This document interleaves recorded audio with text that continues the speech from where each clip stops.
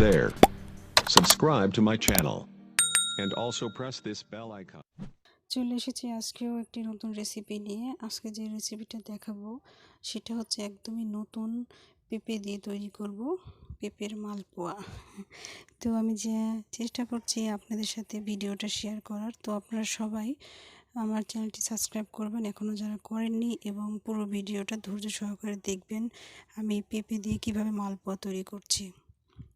তো আমি এখানে একটি পেঁপে নিয়েছি, পেঁপেটা একদমই সবুজ এবং টাটকা।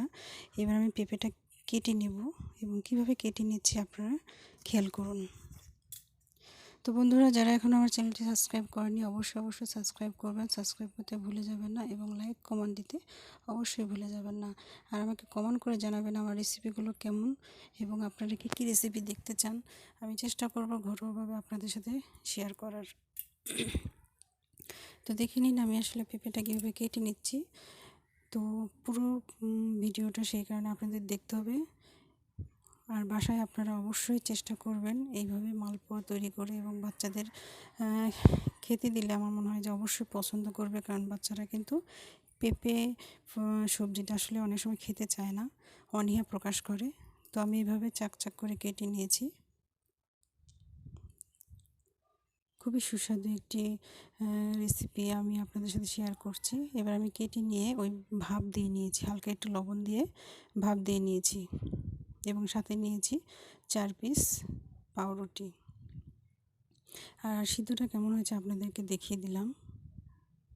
4 পিস পাউরুটি নিয়েছি, এখানে খুব একটা বেশি নেইনি, এবং পাউরুটি কিন্তু আমি মাঝখান থেকে কেটে নিইনি, পুরো 4 পিস নিয়েছি। আমি এই মানে এগুলো সবগুলো একত্রে ব্লেন্ডারে দিয়ে দেব, এবং সাথে একটু চিনি দেব, এবং সাদা এলাচ দিয়েছি 4টা, ফেটিয়ে দিয়েছি। আমি এগুলো ব্লেন্ডারে একদম পেস্ট করে নেব।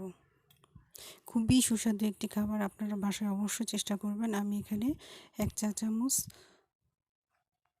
চামচ বেকিং পাউডার দিয়েছি, এবং একটু নারিকেল কুচি দিয়েছি। এবং দেখুন আমার পেস্টটা এতটাই কি বলবো কালারফুল, এবং পুরো একটা সেন্ট এখানে এসেছে দইয়ের মতো। আপনারা যখন বাসায় করবেন অবশ্যই বুঝতে পারবেন আমার কথাটার সাথে মিল আছে কিনা। এবং আমার পেস্টটা হয়ে গেছে, আমি বের করে নিয়েছি।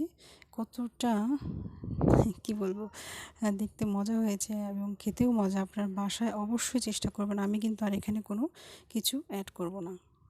হয়ে গেছে আমার কিন্তু খুবই অল্প সময়ের একটি রেসিপি, কিন্তু খুবই সুস্বাদু, খুবই টেস্টি। তো এবার আমি চুলোতে চলে যাব। এতটাই টেস্টি, আপনারা বাসায় অবশ্যই করবেন, একবার হলেও চেষ্টা করবেন, এবং আমাকে লাইক কমেন্ট করে অবশ্যই জানাবেন। এবার আমি শিরা তৈরি করে নেব, কারণ এটা আমি ভেজে শিরাতে ডুবিয়ে ফেলবো। এখানে আমি 2 কাপ দেব, এবং 1 কাপ জল দিয়েছি। সামান্য একটা তেজপাতা চিড়ে দিয়েছি। এটা আসলে না ফোটা পর্যন্ত আমি এই পাশে তেল দিয়েছি, ডুবো তেলে ভেজে নেব। এবার বড়া যেভাবে আমরা ভাজি ঠিক ওইভাবে পিঠের মতো করে আমরা ছোট ছোট করে আমি 4 চামচ দিয়ে ছোট ছোট করে ভেজে নেব। তো আমরা ভাজার সময় তাড়াহুড়া করব না, হালকা আছে এরকম ছোট ছোট করে 4 চামচ দিয়ে সুন্দর করে ভেজে নেব, এবং ফুলে ফুলে উঠবে কিন্তু আপনারা খেয়াল করবেন। আর কতটা টেস্টি যখন আপনারা আসলে এটা খেতে যাবেন তখনই বুঝতে পারবেন। তো রান্নাটা আপনাদেরকে একটু ধৈর্য সহকারে করতে হবে, তবে অল্প সময়। দেখতে পাচ্ছেন আমি এখানে একটু পর উল্টিয়ে দিচ্ছি নেড়ে চেড়ে, এবং 4-5টা যেন হয় সেটা খেয়াল করতে হবে। খুবই টেস্টি একটি খাবার, আপনার বাসায় অবশ্যই করবেন আমি আশা করি। এবং রেসিপিটা যদি ভালো লাগে শেয়ার করবেন, এবং লাইক কমেন্ট করতে ভুলে যাবেন না। আমাকে কমেন্ট করে জানিয়ে দেবেন যে রেসিপিটা কেমন হলো, এবং আপনারা কী রেসিপি দেখতে চান। আমি চেষ্টা করব ঘরোয়াভাবে আপনাদের সাথে রেসিপিগুলো শেয়ার করার।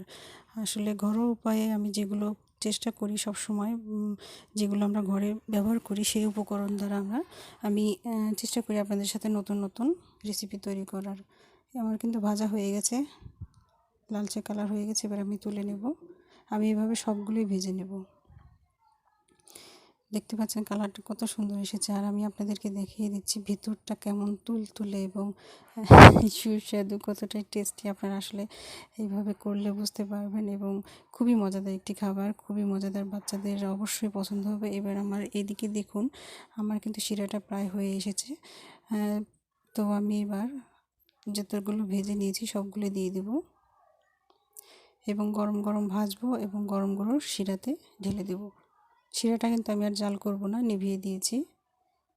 তো বাকি যেগুলো ছিল আমি এগুলো ভেজে নিচ্ছি, আস্তে আস্তে করে ভেজে নেব এবং তাড়াহুড়ো করবেন না যেন পুড়ে না যায়। খুবই এপিট ওপিট আলতো করে নেড়ে উল্টিয়ে দিবেন। তো আপনারা বাসায় অবশ্যই করবেন, আমি আশা করছি। এত সুন্দর রেসিপি না করে আসলে থাকা যায় না, তো আমি আপনাদের সাথে শেয়ার করলাম।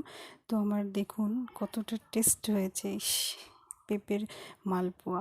আপনারা বাসায় অবশ্যই চেষ্টা করবেন। আর আমি এখানে 2টি সাদা এলাচ দিয়েছি।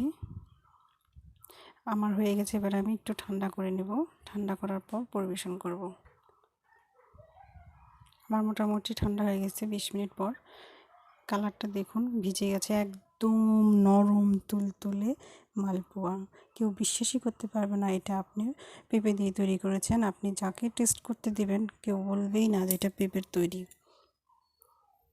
আমি এবার তুলে দেখাচ্ছি ভেতরটা কেমন। তো বন্ধুরা, যারা এখনও আমার চ্যানেলটি সাবস্ক্রাইব করেনি অবশ্যই সাবস্ক্রাইব করবেন এবং লাইক কমেন্ট করে জানাবেন যে কতটা টেস্ট হয়েছে এবং বাসায় করবেন। আর কি বলবো, সবাইকে অনেক অনেক থ্যাঙ্কস যারা আমার চ্যানেলটি সাবস্ক্রাইব করেছেন। যারা এখনও করেননি অবশ্যই করবেন। আপনারা দেখতে পাচ্ছেন কতটা মজা। Hey there. Subscribe to my channel. And also press this bell icon.